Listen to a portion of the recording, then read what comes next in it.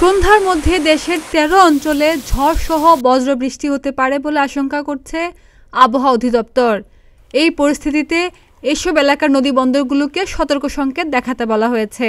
শুক্রবার সকাল ৯টা ৪৫ মিনিট থেকে সন্ধ্যা ৬টা পর্যন্ত দেশের অভ্যন্তরীণ নদীবন্দরের জন্য দেওয়া পূর্বাভাসে এ তথ্য জানানো হয়েছে।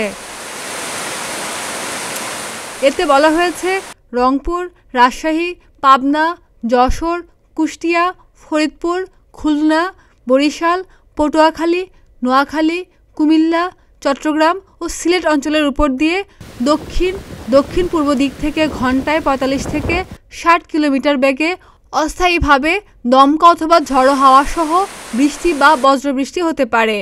এজন্য এসব এলাকার নদীবন্দরগুলোকে ১ নম্বর সতর্ক সংকেত দেখাতে বলা হয়েছে।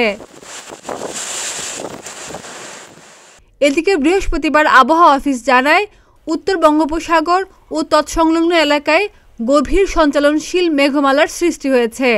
উত্তর বঙ্গোপসাগর, বাংলাদেশের উপকূলীয় এলাকা এবং সমুদ্র বন্দরসমূহের উপর দিয়ে ঝড়ো হাওয়া বয়ে যেতে পারে।